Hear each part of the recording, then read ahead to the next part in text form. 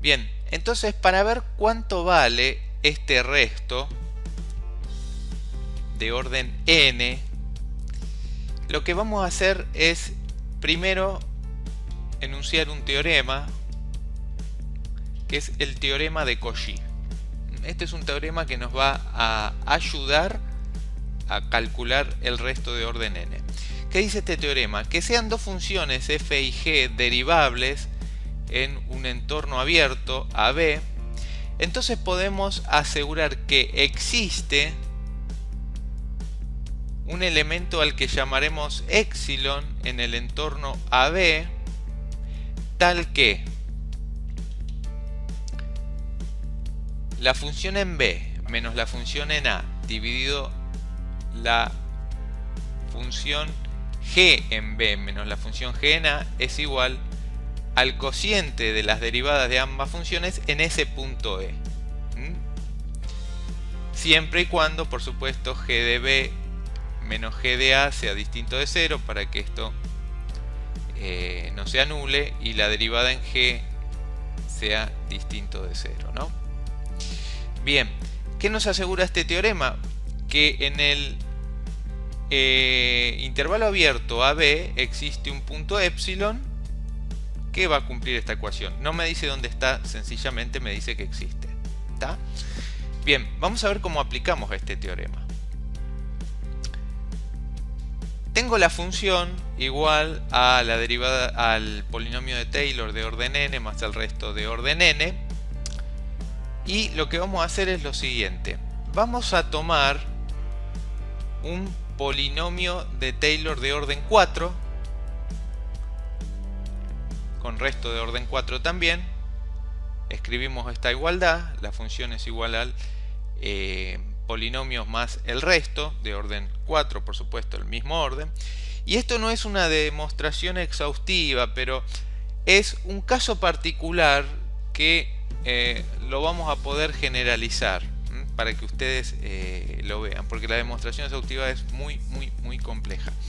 Entonces vamos a tomar sencillamente un ejemplo. Vamos a ver lo que pasa con un polinomio de Taylor de orden 4. Y lo que vamos a escribir es, vamos a tomar el polinomio de Taylor en x0 igual 0. Y vamos a tomar esta expresión para los casos donde x sea mayor a 0. ¿Está? Le vamos a poner esas dos condiciones. Y vamos a escribir lo siguiente. Este cociente, el resto de orden 4 dividido x a la quinta, va a ser igual a...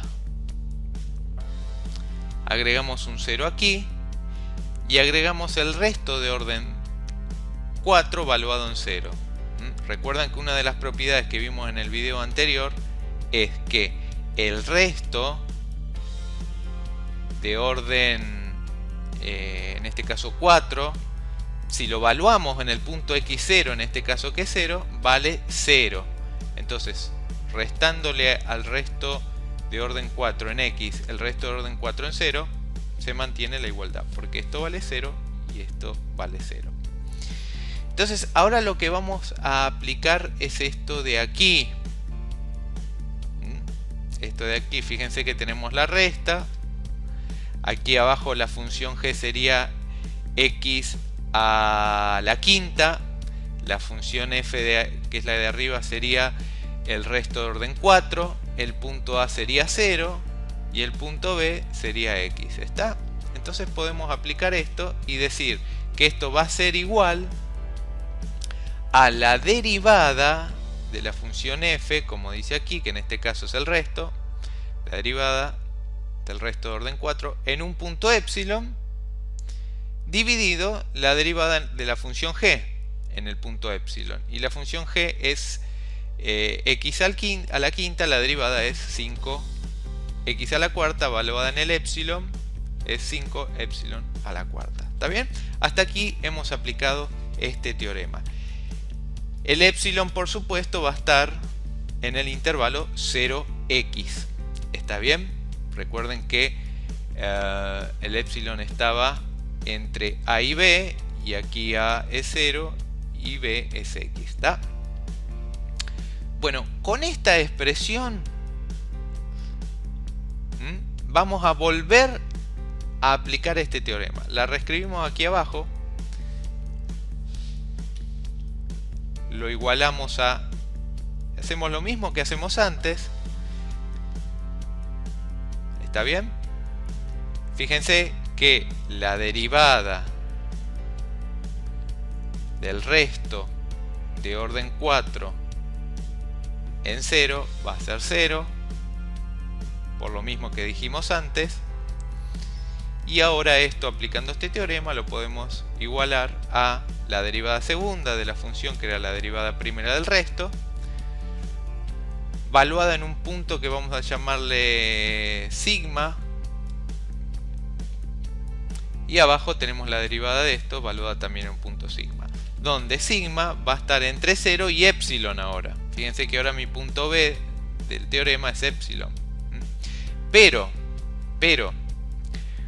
como epsilon estaba entre 0 y x, yo puedo decir que sigma está también entre 0 y x. ¿Está? Bien. Voy a volver a aplicar este razonamiento, pero ahora con esto. Reescribimos esto aquí abajo. Aplicamos el mismo razonamiento. Y esto sería igual ahora a la derivada tercera del resto de orden 4, valuado en un beta, dividido, fíjense que esta era mi función, 4 por 5 por sigma al cubo, que la derivada de esto sería 3 por 4 por 5 por beta al cuadrado, donde beta es un punto que va a estar comprendido entre 0 y sigma. Pero, como sigma estaba comprendido entre 0 y x, beta también va a estar comprendido entre 0 y x. Volvemos a hacer lo mismo. Fíjense que cómo va creciendo los órdenes y cómo va creciendo aquí una especie de factorial. Hacemos exactamente lo mismo.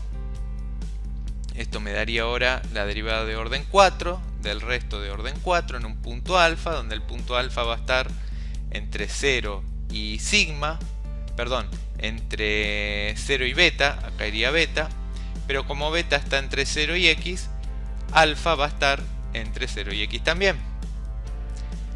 Volvamos a hacer lo mismo. Me queda ahora esto que tenemos aquí, lo ponemos aquí.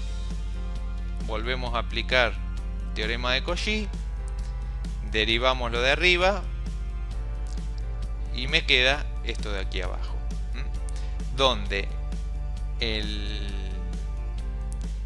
tita que está aquí dentro va a ser un punto comprendido entre 0 y alfa, perdón, aquí no es sigma, sería alfa. Pero como alfa está entre 0 y x, tita también va a estar entre 0 y x. La derivada de abajo se me va el alfa, me quedaría 2 por 3 por 4 por 5. ¿Está bien? Bien, tomemos ahora esta expresión a la que hemos llegado. Y fijémonos lo siguiente. Habíamos partido de esta ecuación. Si yo derivo a ambos lados del igual 5 veces, voy a tener esto de aquí abajo, ¿está bien? Por propiedad de la derivada. La derivada quinta de la función es igual a la derivada quinta del polinomio de Taylor de orden 4 más la derivada quinta del resto. Pero fíjense qué pasa. Como el polinomio de Taylor era de orden 4, la derivada quinta automáticamente se me anula, vale 0. Por lo tanto, la derivada de la función, la derivada quinta en x, va a ser igual a la derivada quinta del resto en x. ¿Está? Entonces, en vista de esto, voy a reemplazar la derivada de orden quinta que tenía aquí por esto. Entonces y me queda esto de aquí. Sencillamente reemplacé el resto de orden quinto por la derivada quinta de la función. ¿Está? Bien. Entonces fíjense, yo había partido de esto y he llegado a esto, que esto es igual a esto.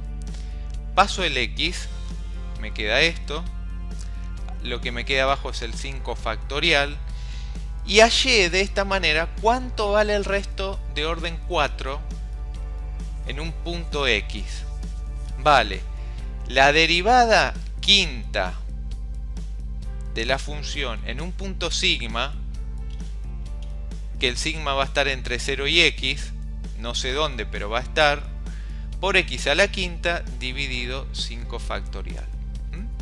Entonces, he hallado una fórmula para sacar el resto de orden 4 que, generalizándola, el resto en general de orden n va a valer la derivada de orden n más 1. Fíjense que era 4 y aquí la derivada era 5. Derivada de n más 1 en un punto sigma, en un punto tita, donde tita está entre 0 y x, por x a la n más 1 dividido n más 1 factorial. ¿Está? Esta es la expresión para el resto independiente del orden que escojamos. Bien, entonces, generalizando podemos enunciar lo siguiente.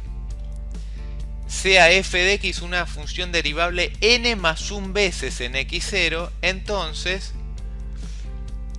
yo tengo que el polinomio de Taylor de orden n de esa función es igual a esto lo conocíamos con los a sub k, según lo conocíamos, y el resto de orden n va a ser igual a la derivada de orden n más 1 en un punto tita dividido n más 1 factorial por x menos el x0, ahora lo generalizamos con el x0, elevado a la n más 1, donde tita va a estar comprendido entre x0 y x. ¿Está?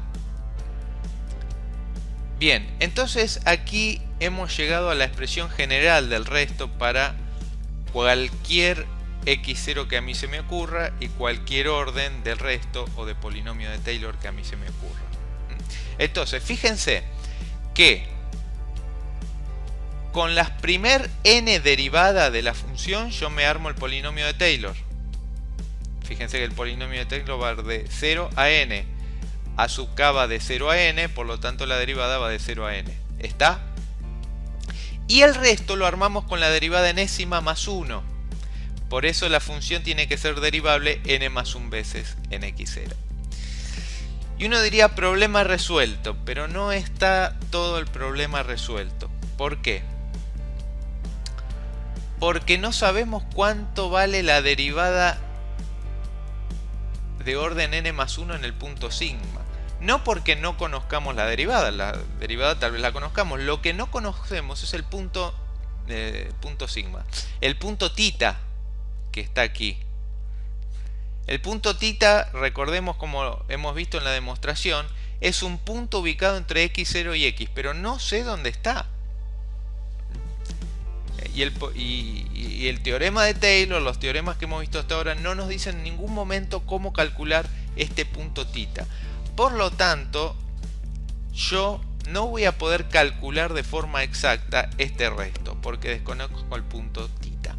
Lo que sí voy a poder hacer es dar una cota máxima de este resto. Es decir, voy a poder decir el resto es menor a cierto valor. Eso vamos a hablar en el video siguiente.